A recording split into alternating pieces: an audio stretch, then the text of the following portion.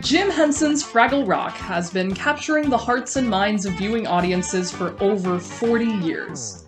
The colorful characters and interconnected world teach compassion and empathy in a simple, tangible, comprehensive way. And there truly were hundreds of background characters that were made for the show. One of these inhabitants of the rock is mythically famous for having a similar ability as the show to capture attention and sway his audience to believe in whatever he wants them to believe. Even if I have to get the help of convincing John.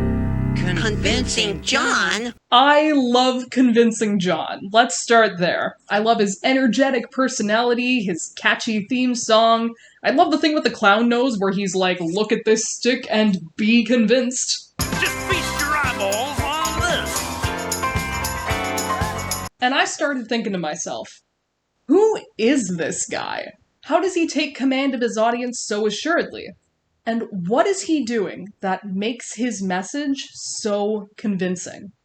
We'll get into everything, but first of all, I am J-Money. This is my first video essay that isn't about my mega crossover fanfiction PFJ, and if you have an unreasonable love of nostalgia, or for finding fresh takes on shows that you may have watched as a kid, you have come to the right place. You are probably very well familiar with this little button that says subscribe, so if this sort of thing tickles your fancy, maybe you might be compelled to click it. Perhaps by the end of this video, you will be convinced. Let's start out by talking about the first episode our boy ever appeared in. Season 1, Episode 6, The Preachification of Convincing John. A certified Fraggle classic directed by the man, Jim Henson himself. So, Moki's watching the Doozers at work one day and realizes that they work way too hard for the Fraggles to just, swoop in and eat all of the things they build. So, she wants all Fraggles to stop eating Doozer constructions forever. She forces her friends, literally forces them into the solemn oath of the Fraggle, which everyone in the room has to take if one Fraggle calls for it. It is wild, actually. It binds us together in the great Fragglehood of the rock. But turns out it's not actually enough to stop them from eating for good. Because Gobo and Wembley crack, really quickly on, day 3. So Moki's like, we need something stronger.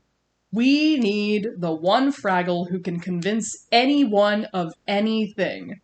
We need Convincing John. Convincing John? Yes. This guy is mythical within Fraggle society. It's said that CJ can convince the stones to change color. That's a phrase that Moki just made up on the spot for a diary entry. So he must be one of those figures that is so powerful, you can just, say he could do anything and it'd be plausible. And we see his power in action without ever really seeing it when Moki and Red go to find him. Moki comes out of the meeting with these plastic cups on her hands, and Red comes out wearing a blindfold. Moki's like, oh, I love this guy, he's so sensible. And Red's like, I'm only wearing this because he told me to. And she doesn't actually want to be wearing it by the time she starts, fully ramming into walls. CJ's powers of persuasion seem to be able to work against one's will. And unfortunately, that's exactly what Moki's going for here. So, alright, who is this guy? Let's see this mythical figure known as Convincing John. Yoo-hoo, Mr. John! Are you ready?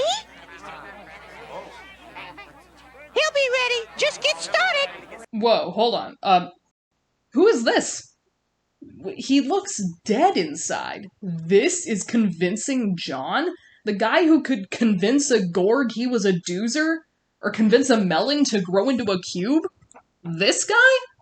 He's gonna give the most boring speech known to man, right? Okay, I get enough. The Fraggles don't ever want to see him because he's powerful and also boring. Case closed, roll credits. Please join me in a warm cheer for Convincing John! Alright, what do we got? Oh. This song is incredible. And not just because it's a banger. The first thing you hear is the chorus, which of course is the most memorable part. Listen to convincing John, and all your troubles will be gone. He's gonna tell it, sell it just for you. All of the verses are bookended by this chorus, which is standard songwriting procedure, but it really makes it stick out as, again, the most memorable part of the song. But the verses themselves, the way the verses are constructed really lends itself well to this punchy, bouncy melody. Well, now listen to me, Fraggles, with your Fraggle mouths a whacker. You can chew a doozer tower till you're blue. You're blue. But there's a mighty day a-comin' when the food will hit your tummy, and you'll know that what I'm telling you is true. It's true. So generally when you're going in to analyze a speech like this, you're looking for elements of the speech or of the writing that enhance what the speaker is trying to say. Places where words are used creatively to make the message more likely to stick. So in all the verses, there is this very simple rhyme structure. A, B, C, C, B, where each new letter represents a different sound at the end of the word. It gives it a feel that's similar to a limerick, because limericks are often read with this same sort of bouncy style. Like, there once was a man from Nantucket who kept all his cash in a bucket, da-da-da-da-da-da-da-da-da. You can, groove along with it, Our brains are more likely to remember phrases that have parallel structure like this, things that are catchy and rhythmic. This is then followed by a genius read of the next line from Jim Henson, who, in case I didn't mention, is also performing Convincing John. So if you want to get a hold of something extra good as gold, you gotta stop and give a thought to what you do. Once again, this is some auctioneer caliber speed, but it's interesting when you realize that what he's saying is mirroring the way he says it. So doozer buildings are like candy to Fraggles. They will eat it without a second thought. But CJ's saying that they need to stop and consider the outcome of eating them, and you can hear it in the stresses of the syllables. So if you want to get a hold of something extra good as gold, you gotta stop and give a thought to what you do. There are more stops in the last line. It's not as, running through the whole thing. It's do. As a result, that line is also one of the most memorable in the whole song, and really fun to sing. So to round it out, let's look at the last line of this verse. Never eat another tower until I tell you what it's doing to you. There's a lot of alliteration in this last line, a lot of places with similar beginning word sounds, and it creates more of a percussive, bouncy structure to fit in with the rest of the verse. And then we loop back to the chorus again, because by golly, you want to listen to Convincing John. Listen to Convincing John. The next two verses have similar structure and poetic elements to make them flow nicely, and they both have stories in them to try to appeal to the Fraggles' emotions. The second verse says, and I know this is a stretch, if you eat a doozer tower, you could fall into a hole and get snatched up by a gorg. Despite the fact that doozers only make constructions within the caves of Fraggle Rock. Sometimes he just talks out of his ass, but people believe him. In the third verse, CJ gets down from the podium and goes into the audience to tell them the story of this Fraggle who ate a doozer stick and then turned into a human. And all the other Fraggles are, visibly shocked. They're all like, oh, what? The human thing is actually a plot hole, because a big part of the series centers around the fact that Fraggles don't know anything about the silly creatures from outer space. So, there's no way, no rhyme or reason that CJ should know what a human is. Then we loop back to the chorus for the last time, but this time, what he does is pretty genius. At this point in the song, you're probably singing along with the chorus, or at least following along in your head, grooving to the beat, and right before the last line, CJ breaks the structure and says this. So tell it, spell it, sell it. But don't eat it. Just for you. Oh, yeah. It's right in the middle of the strongest line in the chorus, which makes it even more memorable because he breaks the rhythm that your mind has created. Something I also want to point out is that the song itself isn't the only thing that's carrying this scene. The way the scene is set up is also selling the performance, the way it looks on the screen. All of it is emphasizing the most important parts of CJ's character in that moment. And how convenient that this sequence was directed and performed by the Muppet Man himself, the master of visual storytelling, Mr. Jim Henson. So, first of all, there are no visual aids to this performance. All we get to see is the podium, the audience, the Fraglets, and convincing John. The first thing someone's gonna see once CJ pops into frame is that his eyes are wide open. Maybe he was sleepy before, maybe this is a front he's putting on now, but he is awake, he's dressed like a televangelist, and he has teeth.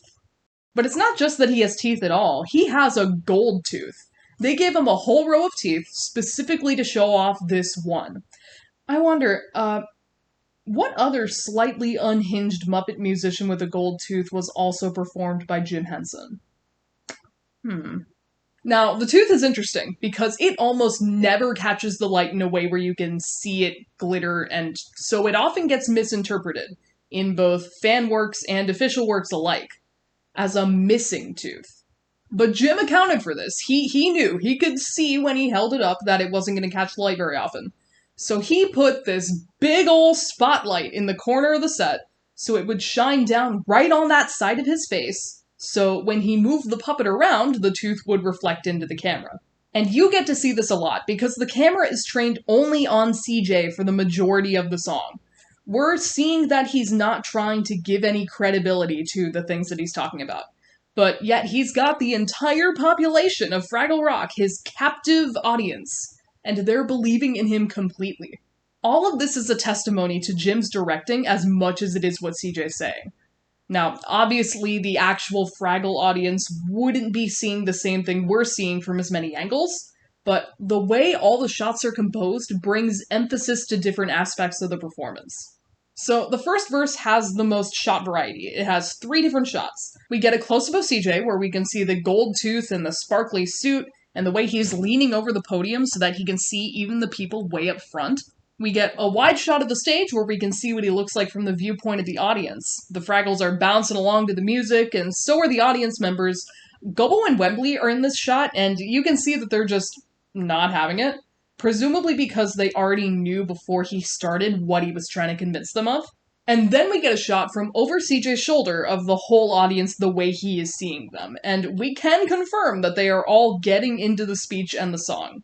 Nothing speaks to the Fraggles the way that music does. So this was always going to be at least a semi-effective strategy to win them over.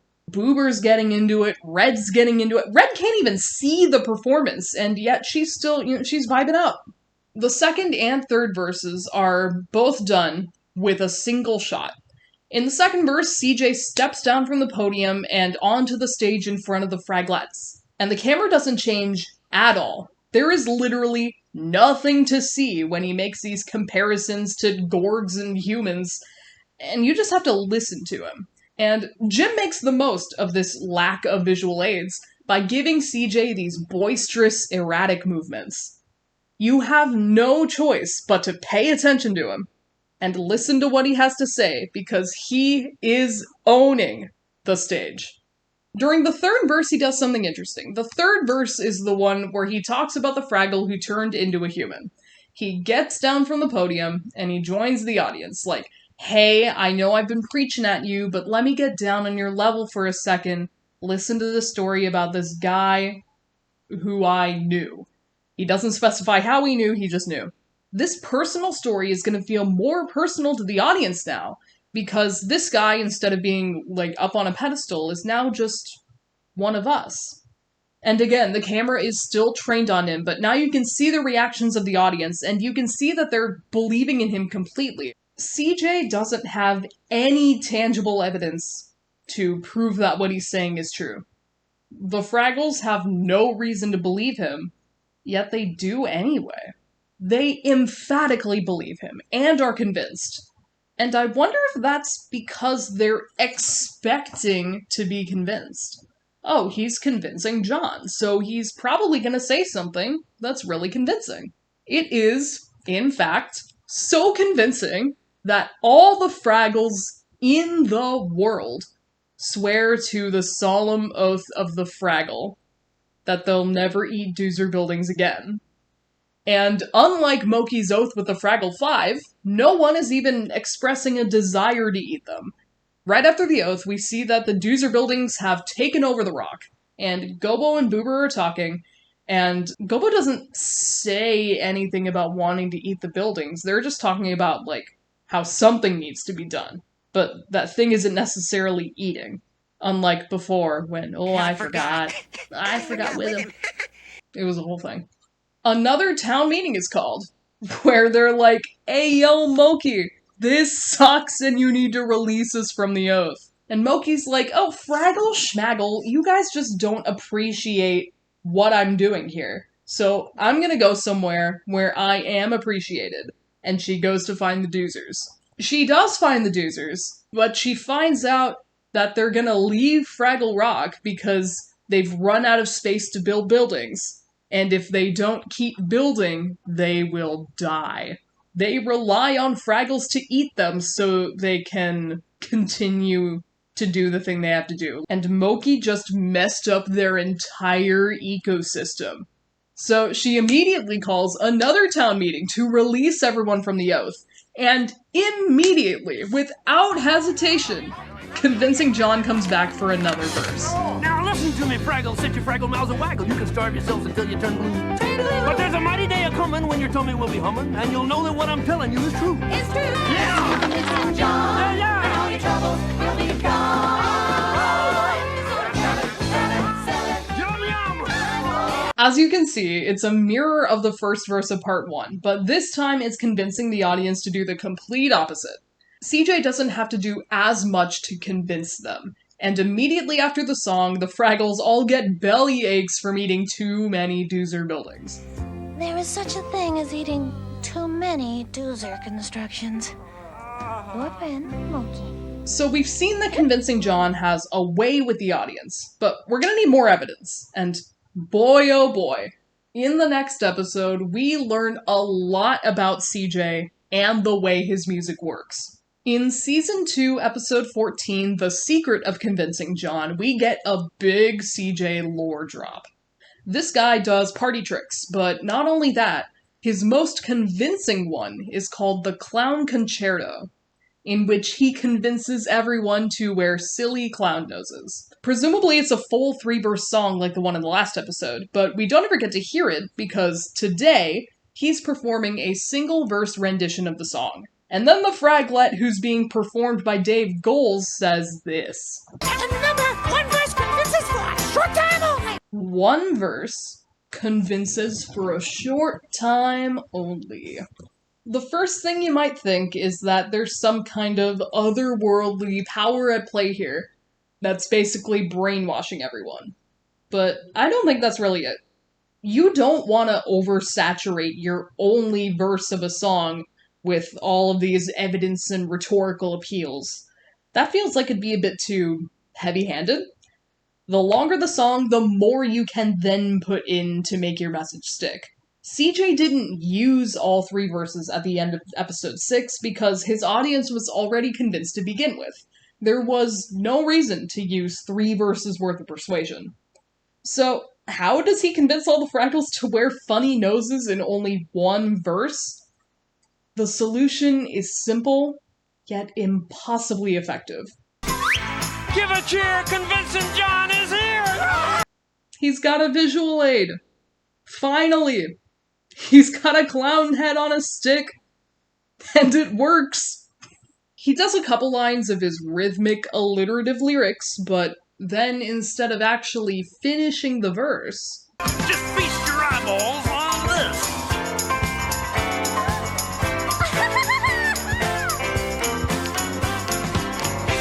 Even the Doozers are convinced by this.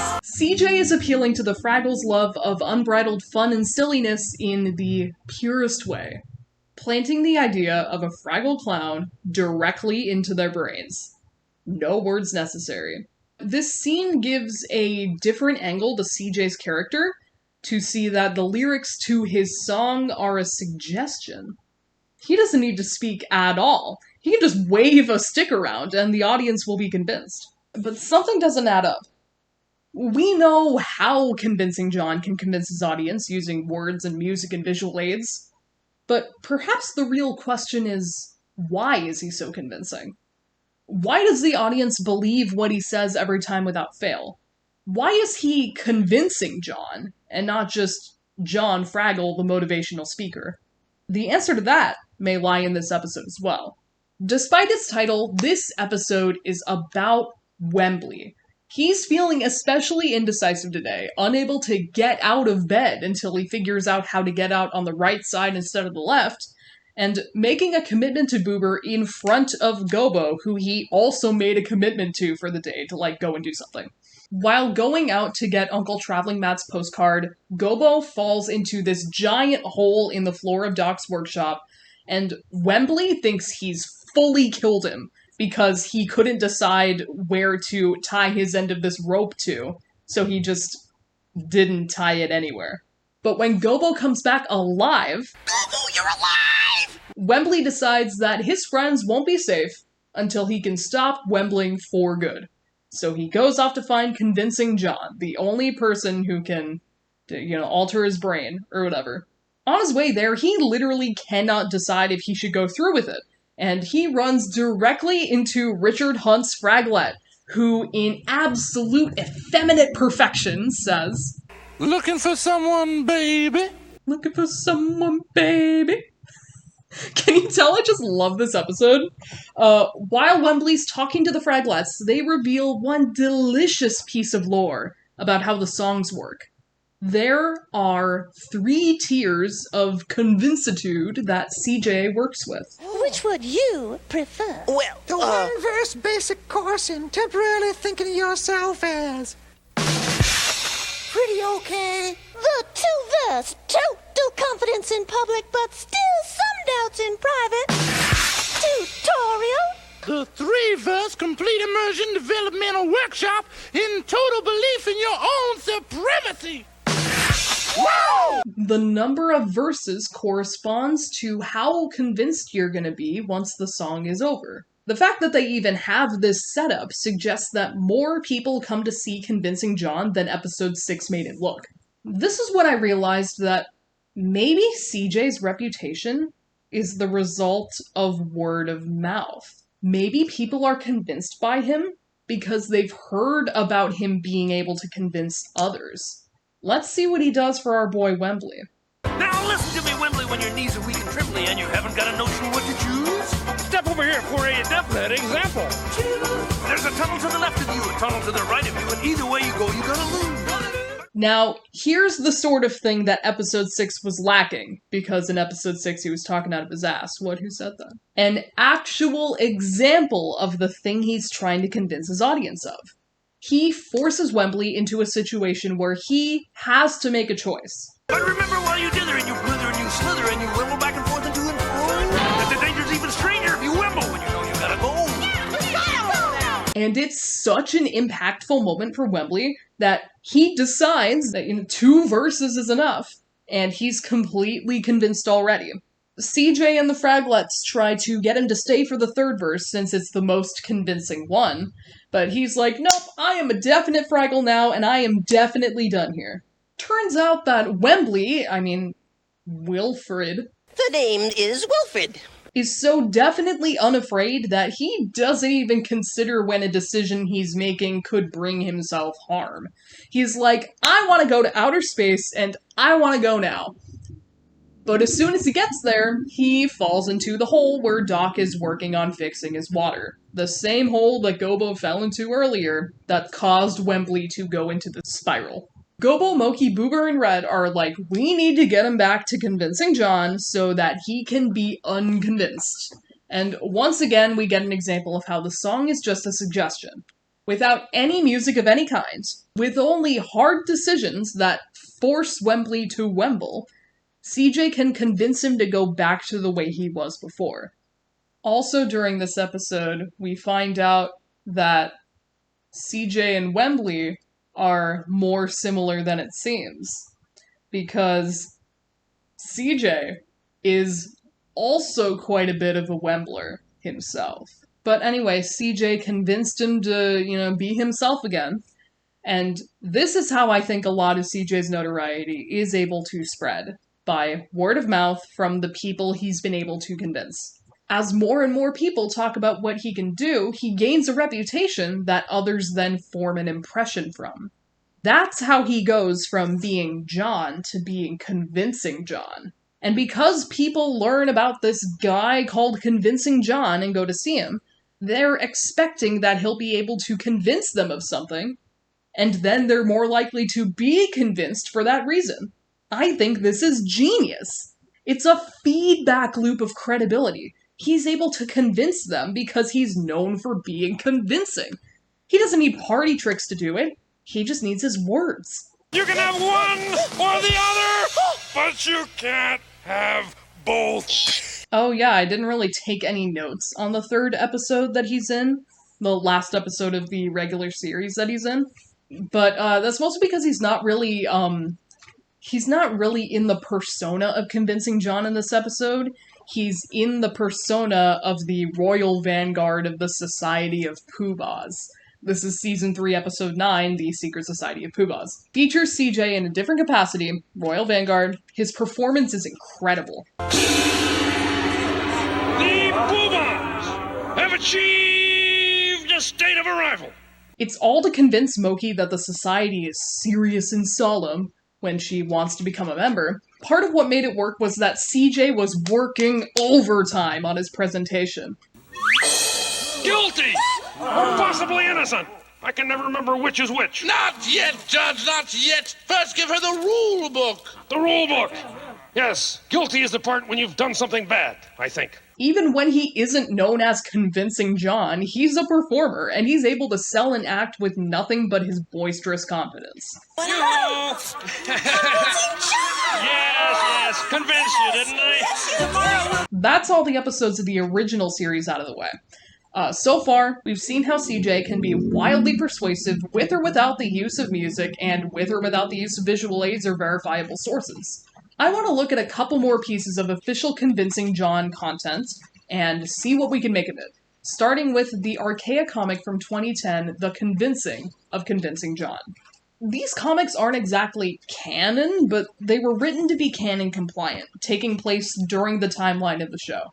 It's the night of the Fraggle Rock talent show, and Wembley's feeling nervous about performing. So he asks CJ, "Hey yo, can you get rid of my stage fright?" And then CJ goes into his entire life story right there, in the form of a song. And this part isn't all that important because it's all lore and no persuasion, but this song has 5 verses.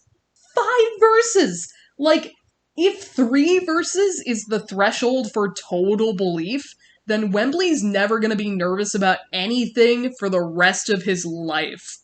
The first thing you learn is that CJ's father was a traveling minstrel, and CJ traveled around with him. We don't see any sign of Cantus in the minstrel troupe, but we do see Murray in the background, so this is either before Cantus joined the minstrels, or, and this is unlikely, and I personally do not believe it, this is Cantus. Now, mind you, this doesn't look remotely like Cantus, but could you imagine if both of Jim Henson's Fraggle characters were related like that? Wild. Anyway, CJ wants to be a performer like his dad, but when he goes up to sing, he accidentally starts convincing them of the things he's singing. Full hypnotism style.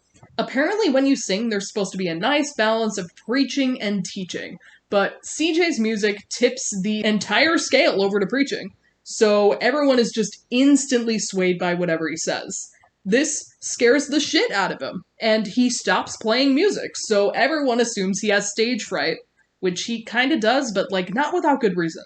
So his dad tells him that he's not a freak, he's just unique, and then sends him off to somewhere far away, so he won't be worried about doing well with the minstrels. I don't know about you, but this sounds a lot like he was kicked out. Imagine if the minstrels were known for their hypnotism. I mean, well, Cantus could hypnotize me any day of the week. But this is oh, they can make us do their bidding, and we don't like them. But whether that was the case or not, CJ found his way to Fraggle Rock and gained notoriety for helping people with their problems through his songs of convincitude. And the message he has for Wembley is that stage fright may never go away, but he can beat it by going and doing his thing with confidence. I think this backstory is pretty solid if you want to take the magic route as the reason he's so convincing, and maybe there's a little bit of magic involved in the sense that music is the language of the Fraggles, but I think it's more likely that this guy realized he had a talent for speaking and used it to manipulate and or solve people's problems on his way to the top. So then people would start talking about how convincing he is, and then be more likely to be convinced as a result. And then he got a gold tooth so he could look rich and powerful. Keeping with the magic idea for a second, I'm not excited about looking at this again, and especially not about showing it to you, but there is one more piece of official Fraggle Rock media where CJ makes an appearance. During the fall of 1987, 6 months after the end of the original series run, the same production company that made the Muppet Babies cartoon came out with Fraggle Rock, the animated series. I'm not proud of this fact, but when I was 15, I was super into cartoons and voice actors. So this was the first version of the series I ever watched. It's not because I grew up with it, it's because I was a fan of Rob Paulson, Are you going to finish that croissant? United States, Canada, Mexico, Panama, Haiti, Jamaica, Peru. Gee, Ray, what do you want to do tonight? Where's the net? It's the check! That guy. And he also... No! I've had it! I'm fed up to here! ...did the voice of Boober in this series. And I think Gobo was voiced by Townsend Coleman, and then they were both in the original Ninja Turtles series. So that's why I was interested in Fraggle Rock. Yeah, it's a whole thing. But I never finished the cartoon. Though I'm kind of happy about that, because if I had watched it all, the course of my life would have changed forever. I also would have had to meet this version of Convincing John. Episode 11B, Fraggle Babble, has basically the same plot as the Preachification of Convincing John. Moki has been declared to be the greatest poet in all of Fraggle Rock, so she's entrusted the big old book, the Dictionary of Fraggle Babble, to just write new words in. First of all, it's called Fraglish. Second, how can you just have someone write new words into your dictionary and expect people to start to use them? That's the problem that Moki encounters as she's writing new words in. She's trying to play things literally by the book and make everyone use the new words that are in there. But Gobo's like, some Fraggles are hard to convince. And Moki's like, I know exactly what to do. I'm gonna go get the one Fraggle who can convince anyone to do anything. Convincing John. Unlike the original series counterpart, and definitely because of time constraints, the next scene is Moki introducing CJ to the crowd at the town meeting. My fellow Fraggles, I bring to you a Fraggle with a message. Convincing John.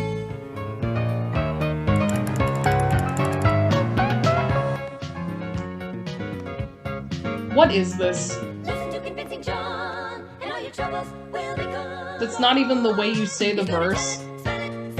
But the cheap robes, the missing tooth? Who is this? It's so... he's just getting the audience, involved in what he's doing to be a showman. They completely missed the point of Convincing John. It's insane. It's a sideshow scam. He's also not supposed to say that. Now that you are all convinced... What? No. The MIDI music track? Oh, yeah. If you haven't realized by now that the writers completely missed what made CJ a good, effective character, you'll realize it when, let's play it back, his gold tooth is missing. And I mean literally missing, because they misinterpreted the teeth altogether. Granted, okay, I'll give them the benefit of the doubt. It can be hard to tell that it's a gold tooth if it's not catching the light right away. But that's why Jim put light in that spot when he framed the first scene, so that it would be clearly visible. Yeah, but like instead this guy's jumping around the audience, he's sliding down rock pillars. The song only has one verse. But you know, the Fraggles are convinced anyway. And they spend the entire rest of the episode speaking actual gibberish while Moki tries to understand the words that she wrote into the dictionary. After a run-in with a Gorg, in which no one can create a coherent plan because they're all speaking different flavors of nonsense, Moki calls another town meeting to reverse what she's done. And the CJ slander is even worse during this meeting. There's no music, there's no rhythm, just... You have to listen to it. I don't want to listen to this, but like... I can't properly articulate how horrible this is to watch. No, Fraggles love to sing and dance, and Fraggles love to swim. But a Fraggle who can't understand is gonna be real grim. When a Fraggle talks, his friends have got to know just what he's stating. So let's all agree on words, because then we'll be communicating. And then Moki goes, now the convincing John has convinced you to use our old words again. And like, you can see that nobody had any reaction. Like, this is the only episode that CJ is in, but the animated series treats convincing John like a wizard who persuades his audience with spells instead of actual good public speaking skills. CJ is not a wizard. He is a performer, a public speaker, and at worst a future politician. But the fact that he doesn't have the music or the Fraglets here makes it feel so forced. Like, this is the only guy who can magically make everyone stop speaking in tongues, so it doesn't matter how much he half-asses it, because it's gonna work no matter what, and it has to be done. It's just so hollow. Like, they had the premise of convincing John figured out, but not the charisma or the heart. This is a hot take, but this is like going to watch The Great Muppet Caper and realizing that you've turned on Muppets Most Wanted by mistake. I said it. I didn't like Muppets Most Wanted, but that's also something we can talk about later. It's even crazier when Convincing John finishes, and like I said, Moki turns around without hesitation.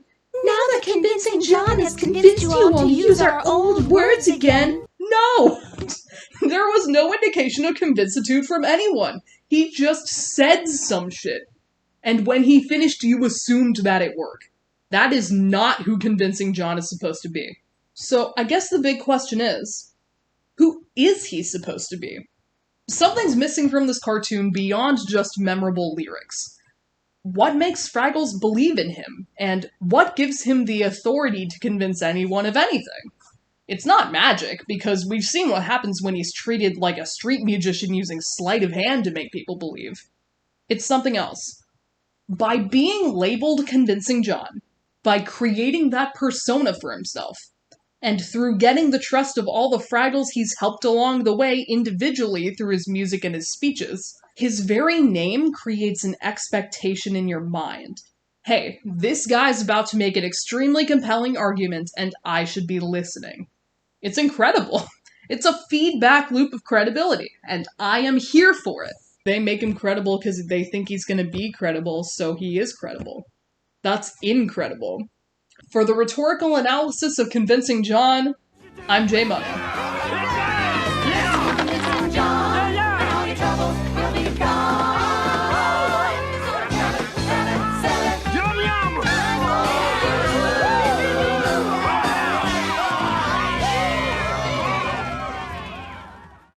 This was a fun little deviation from working on PFJ.